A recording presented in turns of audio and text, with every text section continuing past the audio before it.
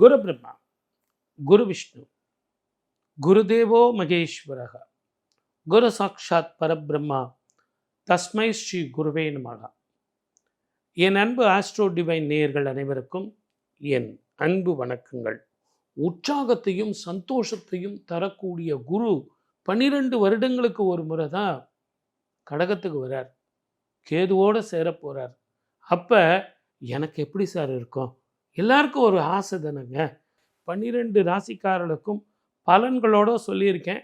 வாங்க அத்தனை பேரும் அதை பார்ப்போம். உற்சாகங்கிறது ஒரு போதை. உச்சம் பெற்ற குரு எப்படிங்க தருவார் அப்படின்னா, லாபஸ்தானத்தில் இருக்கார் இல்லைங்களா?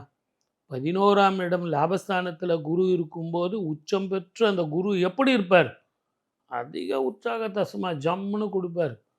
நிறைய செலவு பண்ணாதீங்க.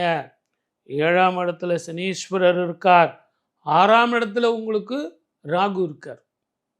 இப்போ இவங்க என்னை கையை கட்டி போட்டது எங்கன்னா குரு பயிற்சி பலன்களை சொல்லுங்கள் சார், அது தவிர வேறு எதுவும் சொல்லாது. ராகு சனீஸ்வர் சார் குரு பயிற்சி என்னை திருப்பி திருப்பி இந்த ட்ராக்கில் எடுத்துன்னு வந்து உற்சாகமான பலன்களை சொல்லுங்க அப்படிங்கிறாங்க. அப்போ வெறும் லாபத்தை மட்டும் உற்சாகத்தை மட்டும் கால்குலேஷன் இல்லை. 6ஆம் இடத்துல இருப்போம் நட்பு வகையினால், வேற்று மொழி இனத்தவர்களால் தேவையில்லாத குழப்பங்களால் பிரச்சனை வரும். ஏதாவது ஒரு பிஸ்னஸ் அக்ரிமெண்ட் போகிறீங்க, இல்லை நீங்கள் ஒரு பெரிய ஆளுமையில் இருக்கீங்க, அடுத்தவங்களுக்கு லோன் சாங்ஷன் பண்ணுறீங்க. அப்போ அந்த டேர்ம்ஸ் அண்ட் கண்டிஷன் கீழே படிங்க. இல்லை சார் எங்கள் செக்ரட்டரி கரெக்டாக தான் போட்டிருப்பாங்க, அதெல்லாம் அவங்க கரெக்டாக பண்ணிவிடுவாங்க சார்னா, நேற்று வரைக்கும் இருந்த அந்த டேர்ம்ஸ் அண்ட் கண்டிஷன் வேறு, இன்றைக்கி மாறி இருக்கும். அதை நம்பி நீங்கள் கையெழுத்து போட்டிங்கன்னா you will be in trouble. அது லோன் வாங்குறவங்களா இருந்தாலும் சரி, லோன் கொடுக்குறவங்களா இருந்தாலும் சரி, டேர்ம்ஸ் அண்ட் கண்டிஷன் பாலிசியில் மாறி போச்சு. கணவன் மனைவி உறவில் ஜாகிரதையாக. என்னையா சாம்பார் வச்சா என்ன? அப்போ எங்கள் அம்மா ஒரு சாம்பார் வைப்பாப்பார், சூப்பர். இந்த மாதிரி சொன்னீங்கன்னா 3 வேளை சோறு கிடைக்காது. அதனால் நல்லா தான் இருக்குது, கொஞ்சம் உப்பு கொஞ்சம் போட்டிருக்கலான்னு நினைக்கிறேன் அப்படின்னு கொஞ்சம் சாஃப்டாக சொல்லணும். அப்போ அந்த அம்மாவுக்கு ரொம்ப சந்தோஷம்.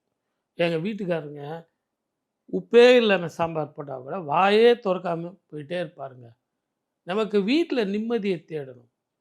வீட்டில் நிம்மதி இருந்துன்னு வச்சிங்களேன், உற்சாகமாக வெளியூரில் போய் நம்ம கொடியேற்றலாம். இங்கே நிம்மதி இல்லைன்னா தூங்க முடியாது. தூங்க முடியாதுன்னா வயிற்றில் கேஸ்ட்ரிக் ட்ரபிள், அல்சரு, நரம்பு பிரச்சனை, எதை எடுத்தாலும் கோபம். அப்போ வியாபாரத்துலேயும் நஷ்டம், வர்ற கஸ்டமர்கிட்ட எரிஞ்சு விழும். வேலை செய்கிறவங்களா இருந்தால் மேலதிகாரிகள்கிட்ட எவ்வளோ தான் சார் ஜாப் கொடுப்பீங்க, நைட்டு 10 மணி வரைக்கும் எவ்வளோ நேரம் சார் வேலை செய்வேன். எதையுமே ஒரு எந்துவாகவும், எதையுமே ஒரு எடுத்து வேலை செய்கிற ஒரு இந்த உடம்பு ஆரோக்கியம் இல்லாமல் போயிடும். 7ஆம் இடத்துல சனி இல்லை, 11ஆம் இடத்துல லாபஸ்தானத்தில் உச்சம் பெற்ற குரு 5 மாதம்தான். எல்லாரும் உச்சம் பெற்ற குரு கடகத்தில் உற்சாகத்தை கொடுக்க போகிறார். உற்சாகத்தை எப்படி உற்சாகத்தை கொடுப்பார்? 5 மாதம். அதுக்கப்புறம் அவர் சிம்மத்துக்கு வரார். கன்னிராசிக்கு பிரச்சனை இல்லை, இருந்தாலும் கவனமாக இருக்கணும் இல்லைங்களா? அந்த 5 மாதத்தில் நிறைய செலவு பண்ணிட்டு கடனை வாங்கிட்டு மீதி இருக்கிற 5 மாதம் செலவு பண்ணிகிட்டு இருக்கக்கூடாது, அதுக்கு இஎம்ஐ கட்டிகிட்டு இருக்கக்கூடாது.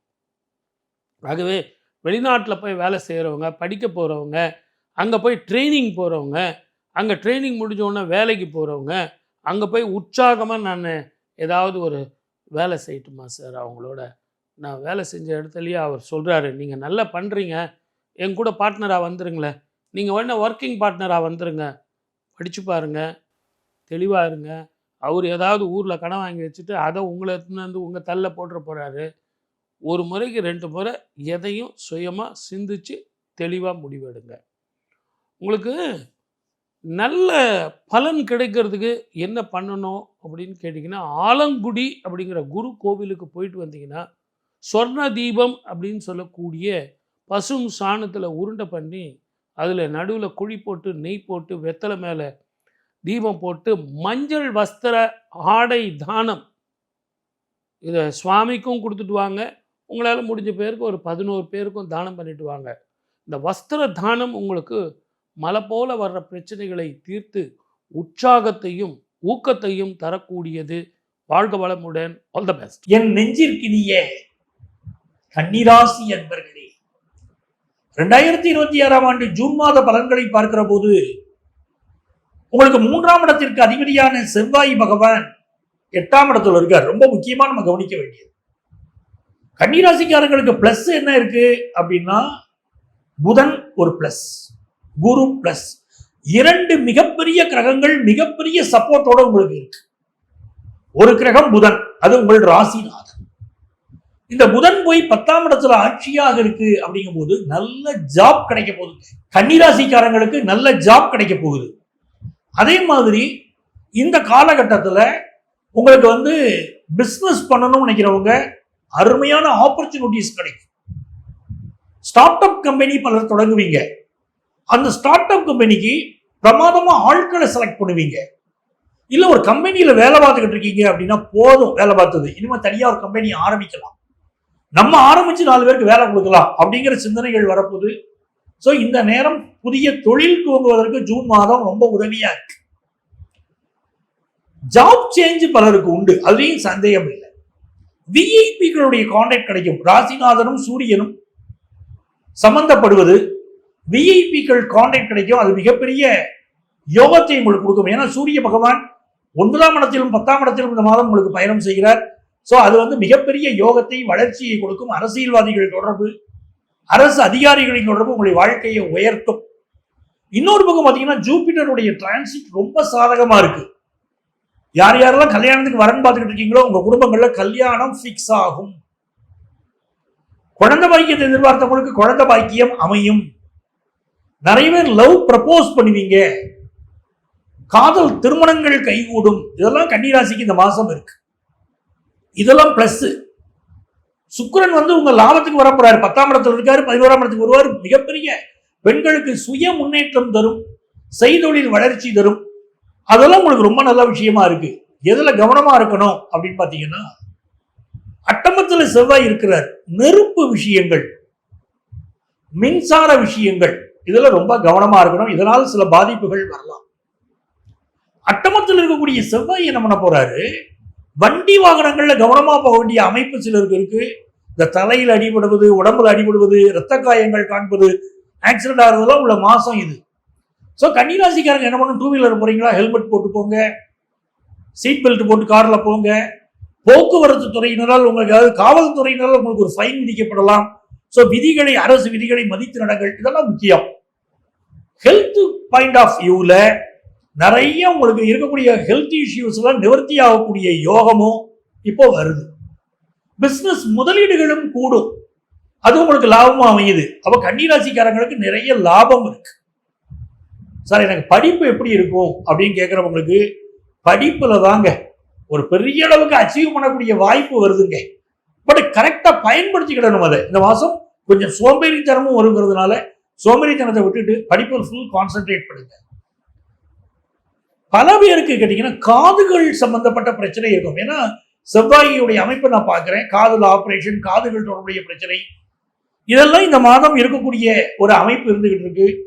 அதே மாதிரி இந்த மாதத்துல நீங்க உங்களுக்கு கல்வியில ஒரு பெரிய வளர்ச்சியை அடைவதற்கும் முருகப்பெருமான் வழிபாடு செய்வதும் பெரிய வெற்றிகளை கொடுக்கும். பிசினஸ் பங்குதாரர்கள் சில பேர் மாறி புதிய பங்குதாரர்கள் பிசினஸ்ல சேரலாம். கழிவு உறுப்புகளில், நம்முடைய உடலுடைய கழிவு உறுப்புகளில் சிலருக்கு ப்ராப்ளம் வரலாம். அப்படிங்கிறதுனால கன்னிராசிக்காரங்க அதுல கான்சென்ட்ரேட் பண்றது ரொம்ப நல்லது. இப்போ இந்த மாதம் சுக்கிர பகவான் எங்க இருக்காரு, 10ஆம் இடம் 11ஆம் இடத்துல அமைகிறார். அப்படிங்கும்போது பெண் தொழில் முனைவோர்களுக்கு நிறைய முன்னேற்றம், கம்ப்யூட்டர் துறையில பலருக்கு வேலை வாய்ப்பு, கம்யூனிகேஷன் செக்டார்ல வேலை வாய்ப்பு, எலக்ட்ரானிக்ஸ் சம்பந்தப்பட்ட துறையில வேலை வாய்ப்பு, இதெல்லாம் எல்லாருக்கும் ஃபாரின் ஆப்பர்ச்சுனிட்டி பலருக்கு கிடைக்கும். அதே உங்க பிள்ளைகளுக்கு கல்யாணம் ஃபிக்ஸ் ஆகலை, நம்ம கல்யாணம் ஃபிக்ஸ் ஆகும். ஒரு ரொம்ப சந்தோஷம் உங்கள் குடும்பத்தில் இருக்கும். அந்நிய மொழி பேசக்கூடியவர்கள், அந்நிய தேசத்தை சேர்ந்தவர்கள், இவர்களுடைய நட்புறவு கிடைக்கும். ரொம்ப மகிழ்ச்சியா நீங்கள் இருக்கக்கூடிய காலகட்டம். 19ஆம் தேதிக்கு பிறகு பூர்வீக சொத்து வரக்கூடிய அமைப்பு பலருக்கு வருகிறது. கன்னிராசிக்காரங்களுக்கு தந்தை வழி உறவுகளால் சில நன்மைகள் நடக்கும். இப்போ இந்த காலத்துல உங்களுக்கு அதிர்ஷ்டங்கள் பெருகுவதற்கு நீங்கள் வழிபட வேண்டிய தெய்வம் எட்டுக்குடி முருகன். எட்டுக்குடி முருகன் வழிபாடு உங்களுக்கு வெற்றியை தரும்.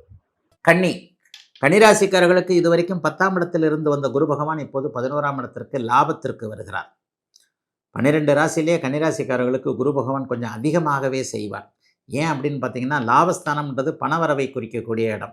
தனகாரகனாகிய குரு பகவான் 11ஆம் இடத்தில் உச்சம் என்கின்ற ஒரு நிலையை கூட மிகப்பெரிய மேலான நிலையாக டிசம்பர் மாதம் முதல் வாரத்திலிருந்து அருமையாக கேளை யோகம் என்கின்ற ஒரு அமைப்பை பெறுகிறார். கேதுவோடு சேர்ந்து பெரிய அளவில் நன்மைகள் நடக்கக்கூடிய அமைப்புகள் இப்போது கண்டிப்பாக கன்னிராசிக்காரர்களுக்கு உண்டு. இப்போது நூற்றுக்கணக்கில் சம்பாதித்து கொண்டிருக்கின்ற கன்னிராசிக்காரர்கள் ஆயிரக்கணக்கில் சம்பாதித்து கொண்டிருப்பவர்கள் லட்சக்கணக்கில் சம்பாதித்து கொண்டிருப்பவர்கள் கோடிக்கணக்கிலும் சம்பாதிக்கக்கூடிய அமைப்புகள் இந்த குருப்பெயர்ச்சியின் மூலமாக கன்னிராசிக்காரர்களுக்கு உண்டு. எல்லாரும் கோடீஸ்வரர் ஆயிடுவீங்க, நான் பொய்யெல்லாம் சொல்ல மாட்டேன். அவரவருடைய பிறந்த ஜாதகத்திற்கு ஏற்றாற் போல ஒரு உயரம் இருக்கிறது இல்லையா, அந்த உயரத்தை நீங்கள் அப்படியே எட்டக்கூடிய பொருளாதார முன்னேற்றம், சம்பாதிப்பதில் ஒரு சாதனைகள் செய்யக்கூடிய அமைப்புகள் கண்டிப்பாக இப்போது கன்னிராசிக்காரர்களுக்கு இருக்குதுங்க. 11ஆம் இடத்துல உச்சகுருவோடு கேளை யோகத்தில் கேது சேருவது என்பது மிகப்பெரிய யோக பலனை குறிக்கக்கூடியது. முதல் 6 மாதங்கள் குருப்பெயர்ச்சியில் கொஞ்சம் அப்படி இப்படின்னு கொஞ்சம் ஒரு மாதிரியாக இருந்தாலும் கூட பிற்பகுதி 6 மாதங்கள் சுறுசுறுப்பாக இந்த குருப்பெயர்ச்சியின் மூலமாக பணம் சம்பாதிக்கக்கூடிய தன்மைகள் கண்டிப்பாக உண்டு. 3ஆம் இடம் வலுத்திருக்குது, 5ஆம் இடம் வலுத்திருக்குது, 7ஆம் இடம் வலுத்திருக்குது. 3ஆம் இடம் முயற்சிகளை குறிக்கக்கூடிய, அறிமுகங்களை குறிக்கக்கூடிய இடம். நல்ல அறிமுகங்கள் கிடைக்கும். காதலன் காதலி உறவுகள் சிறப்பாக இருக்கும். ஆணுக்கு பெண்ணையும் பெண்ணுக்கு ஆணையும் அறிமுகப்படுத்தக்கூடிய குருப்பெயர்ச்சியாக இந்த குருப்பெயர்ச்சி கண்டிப்பாக அமைந்திருக்கிறது. சிலருக்கு உங்களை விட உயர்ந்த அந்தஸ்தில் இருக்கக்கூடியவர்கள், உங்களை விட பெரிய அளவில் நல்ல பணக்காரர், நல்ல அதிகாரியாக இருக்கிறார், ஒரு அதிகாரம் அல்லது அந்தஸ்து அல்லது பணம் போன்ற அமைப்பில் உங்களை விட உயர்வானவர்களுடைய ஒரு அறிமுகம் கிடைத்து, நட்பு கிடைத்து, அதன் மூலமாக நல்ல முன்னேற்றம். இவர் கூட கான்டாக்ட் வச்சுக்கிட்டோம்ப்பா, டக்குன்னு ஒரு இடத்துல ஒரு கான்டாக்ட் கிடச்சது, அதுலேருந்து கொஞ்சம் டெவலப் ஆகிட்டேன் என்கின்ற மாதிரியாக கன்னிராசிக்காரர்கள் எல்லோருக்குமே கொஞ்சம் ஓரளவுக்கு அறிமுகத்தின் மூலமாக நன்மைகள் நடக்கக்கூடிய தன்மை.